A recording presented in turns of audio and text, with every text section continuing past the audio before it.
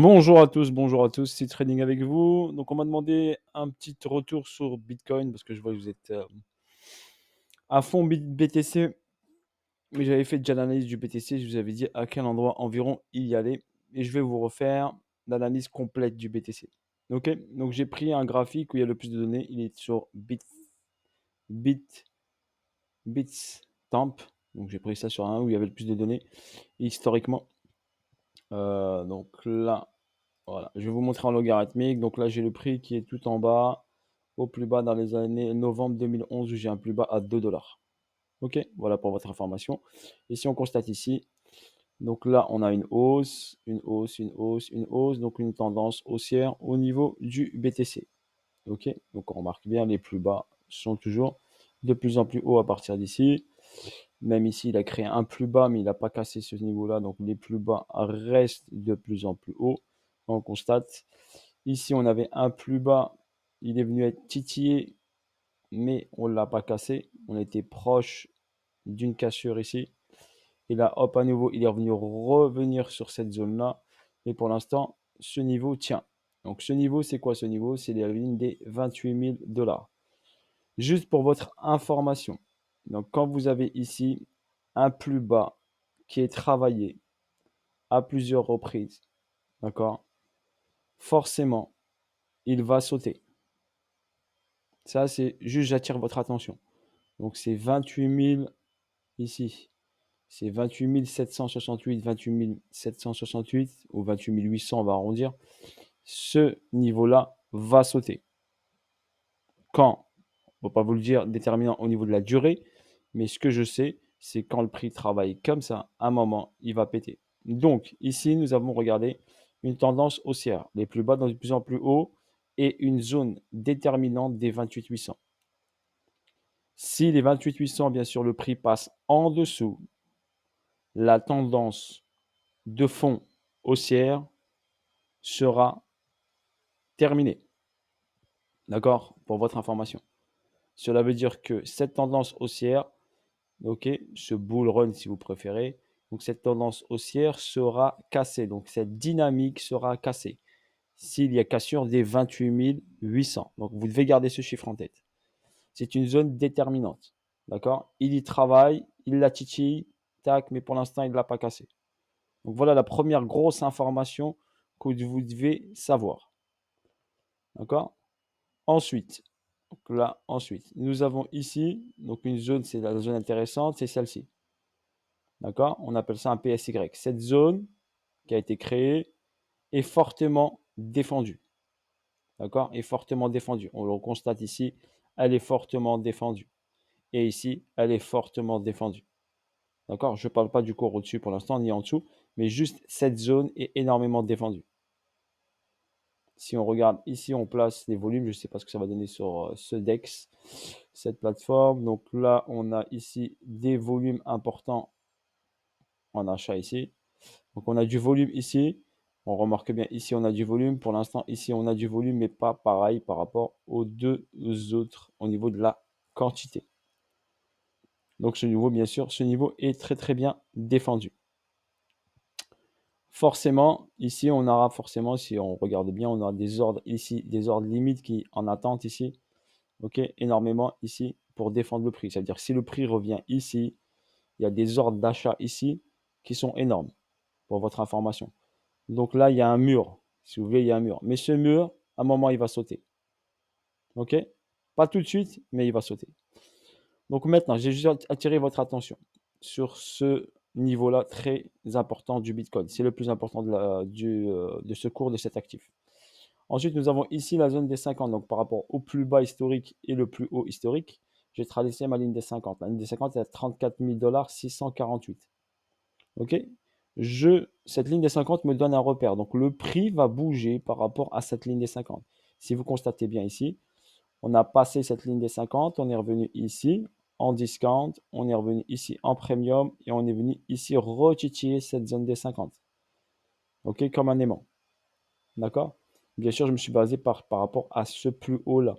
Si on se basait par rapport à ce plus haut, le plus haut, si on se basait ici par exemple à ce niveau-là, Donc, exemple, le dernier ATH. Donc, si je me basais là, je vais vous montrer parce qu'il n'y a pas une grande différence. Mais je vais vous le montrer quand même. Donc, si je viens ici par rapport à ce plus bas, on va le mettre là, il n'y aura pas une différence. Donc là, regardez, cette ligne des 50 est pareille ici. Donc, si on descend ici, hop, sur la TH qui est là, on n'a pas une grande différence. C'est à 32 000 la ligne des 50. Donc, si j'avais pas toute cette partie-là, par exemple, ok, le prix, la ligne des 50 était là, et ben le prix est passé en premium, il est revenu en zone discount. Vous le constatez bien, ici, il est passé sur la ligne des 50. Ok, c'est juste pour vous montrer. Voilà, la ligne des 50 est toujours, le prix est attiré vers cette zone-là comme un aimant. Ok, voilà pour votre information. Donc ensuite, on peut ici considérer, on peut prendre ici notre Fibonacci, le placer là par rapport à ce plus bas et ce plus haut. Donc ici, par exemple, si je prends cette partie basse et cette partie haute, d'accord, j'ai ma ligne des 50 qui est ici. Donc partie haute, on va prendre plus haut. Donc ma ligne des 50 est ici. Donc ici, j'ai une zone premium et là, j'ai une zone discount. Donc le prix, il a fait quoi? Il est venu ici en zone premium et il est revenu ici en zone discount, donc en zone acheteuse. Donc là, par exemple, je pouvais acheter du Bitcoin sans aucun problème parce que j'étais en zone discount. OK, par rapport au plus haut et au plus bas qui est là. C'est pour ça que je vous dis, la ligne des 50, c'est un bon repère si vous voulez trader, bien sûr. D'accord? Donc là, la zone est importante. Donc le Bitcoin est racheté, est racheté, est racheté fortement sur cette zone-là. D'accord? Le jour où elle cédera, d'accord, ça sera ici une descente vers le bas et un changement de tendance du Bitcoin. Il sera plus haussier, il basculera en phase de correction et en tendance baissière. Là, pour l'instant, là, c'est pas une tendance baissière. Pour moi, c'est juste des corrections. Donc, une adresse, c'est des respirations de marché avec des intentions baissières. D'accord? Mais tant qu'on n'a pas cassé ce niveau clé ici, d'accord, on ne peut pas dire que le Bitcoin est baissier. OK? Donc, je vous donne mon analyse personnelle. Donc là, ici, donc on constate bien ici une intention baissière ici. Donc, cette intention baissière, donc on lui donne, le Bitcoin lui donne des signaux de respiration et de faiblesse, d'accord, malgré ces hausses. Donc la hausse ici qui est venue ici, elle commence à s'essouffler. Ok, voilà ce que vous devez retenir. Je sais que ceux qui sont pro Bitcoin et tout ça, mais moi je fais juste de l'analyse technique, donc je m'en fous de l'actif. Je vous donne juste l'analyse technique par rapport à cet actif-là, qu'est-ce qu'il fait. Donc, arrivé ici, on a de fortes probabilités, d'accord, de fortes probabilités que le prix aille faire un ATH. Pourquoi? D'accord? Parce que ici, j'ai eu ici une distribution qui s'est mise en place. Donc ici, j'ai une distribution qui s'est mise en place. OK, qui a emmené le prix vers le bas sans casser ce niveau-là. Donc il a créé. Ensuite, on a eu ici une accumulation qui a emmené ensuite le prix vers le haut en 1, 2, 3, 4, 5 vagues. D'accord? Donc cette distribution a emmené le prix vers le bas. Cette accumulation, cette cause d'accumulation a emmené le prix vers le haut. OK? Sur tout le mouvement entier. Ici, j'ai quoi? J'ai ici un BC, ici j'ai un ST, ici j'ai un saut. Sur le saut, j'ai une accumulation, ici j'ai un UT. D'accord? Donc on a de fortes probabilités d'aller faire un autre sommet plus haut que celui-ci, qui a été créé. D'accord? Donc possibilité qu'on vienne bien sûr faire un UTAD, on appelle ça, pour aller faire un sommet plus haut que celui-ci. OK? Donc là, si on regarde bien, on peut avoir ici, on a BC, ST, SO, on a ici par exemple un UA et là un UT. Je parle du rouge, hein. BC, ST, SO, UA, UT, UTAD. Donc, possibilité d'avoir un UTAD. Si je trace ma continuité de tendance par rapport à ce plus bas ici, ce plus haut ici, et cette correction qui est ici, si je zoome ici, ça me donnerait ici un target, d'accord, entre 84 dollars, 84 000 dollars et 98 000 dollars, d'accord, donc dans cette zone-là. Ok, donc moi je trade ce que je vois, ok, je sais que le Bitcoin va venir en bas. Ça, je suis carrément sûr et certain qu'il cassera la barre des 21 000 dollars et cassera le niveau des 28 000. Maintenant, c'est juste question de timing. OK? Parce qu'il y en a qui vont me dire: «Ouais, mais ta faute, ton analyse, tu disais que le bitcoin allait à 20 000, tout ça». Oui, mais je m'adapte par rapport à ce que je vois. D'accord? C'est ça le trading. Les trading, il faut toujours s'adapter parce que mon analyse est bonne, d'accord? Mais pour l'instant, le bitcoin ne casse pas ce niveau. Donc, on a de fortes probabilités qu'on aille faire un ATH. D'accord? Un ATH, donc plus haut que ce sommet-là. Pour finir, pourquoi on va faire cet ATH? C'est pour finir la distribution qui est en rouge là. C'est pour la finir. Et quand elle sera finie, d'accord, nous aurons un écrasement du prix du Bitcoin. D'accord? Un écrasement, on va pas aller à 0 $, mais on aura ici un retour en dessous et on viendra casser la zone des 28 800 et on ira vers 20 000 $, voire 17 000 $ dans cette zone que je vous ai tracée ici, qui sera déterminante. OK? C'est une bonne zone. Donc voilà l'explication. OK. Sur le court terme, donc qu'est-ce qu'on va avoir? Sur le court terme, ici, j'ai deux niveaux, ici, pratiquement au même niveau. On appelle ça un equal high. Cet equal high ici, OK, c'est de la liquidité en attente.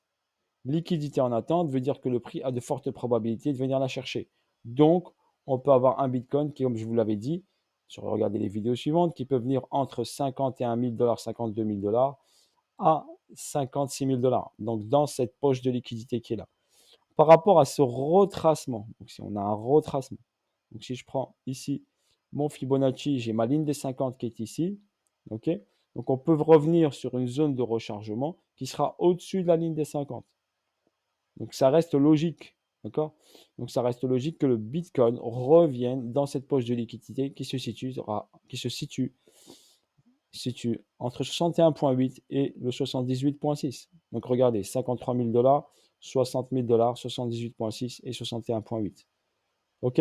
Donc là, le Bitcoin ne fera pas directement un ATH. OK? Il va vous balader. OK? Comme il a fait ici, regardez, une hausse, un retracement et après une accélération haussière. Donc il est obligé, un actif ne peut pas monter directement en flèche, sauf s'il est en découverte de prix. Donc quand il est en découverte de prix, forcément, il va aller chercher. Mais là, il y a des blocages, il y a des niveaux à respecter. On n'est plus en découverte de prix. Là, quand on casse ce niveau-là, par exemple ici, le Bitcoin, on est en découverte de prix. Donc l'accélération est brutale. Ici, on n'aura pas ce genre de mouvement brutal, on va dire. Mouvement brutal. On aura des belles bougies haussières, mais on n'aura pas de mouvement brutal. Le prix, pourquoi le prix? Le prix est revenu sur cette zone ici parce qu'ici, on avait un déséquilibre de marché, donc une accélération du prix qui a donné un déséquilibre de marché. Le marché est venu faire quoi le prix? Il est venu rééquilibrer, d'accord, le déséquilibre de marché. Donc vous l'avez bien remarqué, regardez cette zone ici, il est venu rééquilibrer le déséquilibre. Là, je vous fais une vidéo qui, c'est vraiment du très très lourd avec de la grosse explication, hein. D'accord? Donc si vous ne comprenez pas ce que je dis, je ne peux pas faire mieux que ça. D'accord? Là, je suis au max de l'explication pédagogique. Donc je ne peux pas vous expliquer mieux que ça, ou voir vous trouver quelqu'un qui vous explique mieux que ça. Je ne vois pas. D'accord? J'essaie de vous expliquer, c'est très technique, mais c'est scolaire et c'est, on va dire, vraiment décelable et on peut le voir facilement. D'accord? Bien sûr, si on va en time frame élevé, si on regarde en 15 minutes ou en 30 minutes, on ne va rien voir. Là, on est en daily 2 ou daily, on peut mettre en daily, hein, ou weekly. On peut voir mieux le mouvement du prix. OK? Parce que ce qui nous intéresse, c'est d'aller capter les gros mouvements et de voir où risque d'aller le prix. Donc, quand le prix est descendu ici, vous avez ici une accumulation, donc une cause qui se met en place. On a créé ici un plus bas ici qui est venu rééquilibrer le marché. On a créé une hausse ici, donc une intention haussière. On est venu ici prendre l'argent. Donc on remarque bien ici, le Bitcoin est venu chercher de la liquidité. Donc un actif bouge s'il va chercher de la liquidité. Donc ici, on était ici en zone discount. Donc forcément, le prix aura de fortes probabilités de revenir en zone ici premium. Et en plus, j'ai une indication qu'ici que j'ai un niveau très important où j'ai de la liquidité qui est en attente. Donc on peut venir prendre cette liquidité et revenir sur cette zone-là que je vous ai dit, sur un retracement. D'accord? Après, sur cette zone qui est ici, si je vais en H4, on va aller en H4 pour vous expliquer grosso modo. Donc ici, j'ai une descente du prix, clac, clac ici. Et ici, j'ai comme une distribution qui se met en place. D'accord? Moi, j'arrive à la déceler. Après, ça demande un peu de pratique. Mais là, j'ai une distribution qui se met en place. Là, j'ai une distribution de type Wyckoff. Donc ici, j'ai un BC, un AR, un ST, un saut, ce qui me donnerait ici un double sommet au-dessus de ce niveau-là. Donc forcément, le Bitcoin basculera au-dessus de cette zone-là, obligatoirement. Donc il n'aura pas le choix, il va venir chercher au-dessus de ce niveau-là. Donc ce niveau-là, bien sûr, est la zone que tout le monde parle, les 45 000 $. Si je ne me trompe pas, c'est bien ça. La zone ici, c'est 45 866. Donc le Bitcoin passera au-dessus de cette zone-là pour venir chercher quoi? Pour venir chercher l'argent, la liquidité. Il y a de l'argent. OK? Ici, on a fait quoi ici? Donc je vais vous le montrer sur un autre graphique, sur celui-ci. Non, pas celui-ci. Non, je ne l'ai pas. Je ne l'ai pas mis. Donc sur celui-ci, je vais le refaire très simplement. Donc, tac. Donc si on constate bien ici, on a ici une trade line. Si on trace la trade line ici, ben on a quoi ici? On avait ici des acheteurs qui sont rentrés là, là, là, hop, ils ont cru ici, dac. Et là, on est venu faire quoi? Et ben, on est venu ici chercher ici un peu de liquidité des trade liners, des retail trade liners, ceux qui trade les trade lines. D'accord? Exemple ici, on a eu un début de breakout, ceux qui sont rentrés en sell, et bien tout de suite, on les a fait sortir. On a pris l'argent. Donc faites attention si vous tradez les trade lines. OK? C'est le trade line pour un market maker, c'est de l'argent facile à prendre. OK? Donc c'est de l'argent qui est facile à prendre. Donc faites attention. Même ceux qui ont pris des shorts, pensez, faites attention à bien encaisser si vous avez pris des shorts. OK?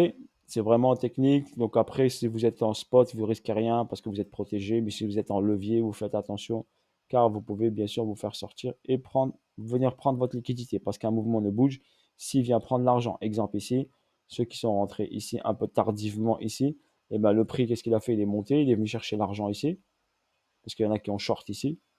D'accord? Et s'ils n'ont pas encaissé, et ben il est venu ici les sortir, chercher leur stop. OK?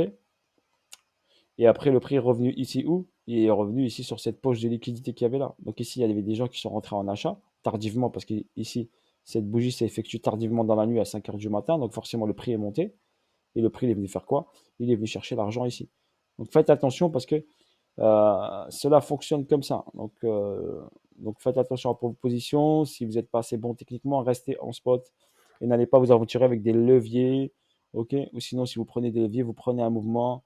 Vous faites attention à un retour possible et pensez à encaisser ou protéger votre position tout de suite. Si le prix part, vous la mettez à votre prix d'entrée. Au pire, s'il revient, vous revenez à zéro, vous perdez rien du tout. Ok, voilà l'explication. Donc regardez ici, par exemple, hop, on incite les gens à vendre et derrière, boum, une accélération haussière en deux temps. Donc A, B, C directement, boum. D'accord? C'est pour ça que je dis faites attention. Il est venu faire quoi? Hop, chercher l'argent qui est là. Quand il a pris l'argent ici, hop, il est revenu vers le bas. Donc, faites attention. L'idéal, bien sûr, c'est de rentrer sur des positions, sur des endroits bien précis. Par exemple, si vous rentrez ici, c'est un endroit bien précis. Si vos gestion ici au niveau du capital, au niveau du pourcentage du money management, même le prix revient vers vous, vous avez géré votre position en pourcentage, vous risquez rien et vous attendez que le prix reparte. D'accord? Après, c'est question d'apprentissage, de niveau, je ne peux pas après trader à votre place. Je peux juste vous indiquer comment risque de bouger fortement le prix dans cette zone-là. Donc on doit ici venir là. Forcément, quand le prix va revenir ici, il va faire ici après avoir pris l'argent ici. Donc forcément, il y aura un retracement tout à fait normal. Donc là, hop, si les gens vont rentrer en achat tardivement, ben forcément, vous risquez de ici subir une baisse. Donc forcément, c'est comme ça que ça fonctionne, hein. Donc vous subissez une correction parce que le prix ne peut pas monter directement vers le haut. Donc, vous allez subir forcément un retracement pour aller chercher ensuite vers le haut des poches de liquidité qui sont en haut. Si on check le RSI, parce qu'il y en a beaucoup qui aiment bien le RSI, vous regardez bien ici, on est ici en H4, en surachat. Si on regarde ici en daily, on n'y est pas en surachat. Donc, on peut aller effectuer ici la hausse. On sera rentré en surachat. Donc, faites attention. OK, vous ne dites pas tout de suite to the moon. D'accord? Donc, il risque potentiellement possibilité de revenir vers le bas. Également, n'oubliez pas ici, on a également ces niveaux de liquidité, mais ça, je vous en parlerai ici une autre fois sur une prochaine vidéo sur les gaps qui sont ouverts à 24, 26 $. OK, Voilà, bisous à tous, force à vous tous et à bientôt pour de nouvelles aventures, la famille. Ciao, ciao, bye bye. Seed Trading était avec vous. Force à vous tous.